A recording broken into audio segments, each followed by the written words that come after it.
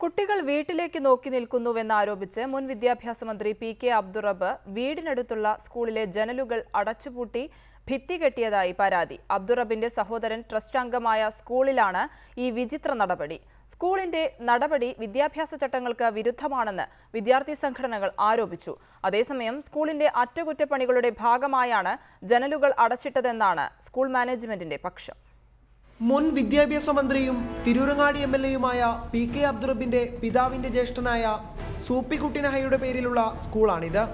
സ്കൂളിലെ 2ാം നിലയിൽ നിന്ന് കുട്ടികൾ വീട്ടിലേക്ക് നോക്കി നിൽക്കുന്നതിനെ തുടർന്ന് അബ്ദുറബ്ബ് സ്കൂൾ മാനേജ്മെന്റിനെ സ്വാധീനിച്ച് ക്ലാസ്സിലെ ജനലുകൾ അടച്ച ഭിത്തി കെട്ടിയെന്നാണ് വിദ്യാർത്ഥി സംഘടനകൾ ആരോപിക്കുന്നത്. ഈ ആരോപണം ശരിവെക്കുന്നതായിരുന്നു സ്കൂളിലെത്തിയ ഞങ്ങൾ കണ്ട കാഴ്ച.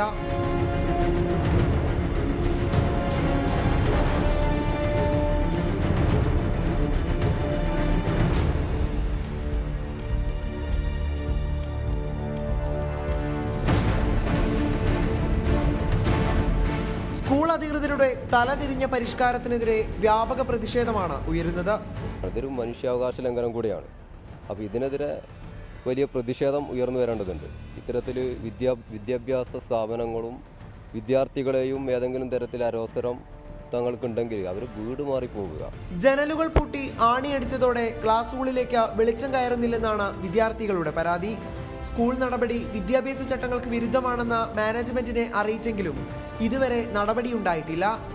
വിദ്യാർത്ഥി താൽപര്യത്തിന് പുല്ലുവില കൽപ്പിക്കുന്ന സ്കൂൾ മാനേജ്മെന്റിനെതിരെ പ്രതിഷേധം ശക്തമാക്കാൻ ഒരുങ്ങുകയാണ് വിദ്യാർത്ഥി സംഘടനകൾ.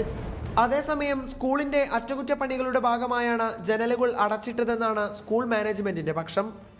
റിപ്പോർട്ടർ, മലപ്പുറം.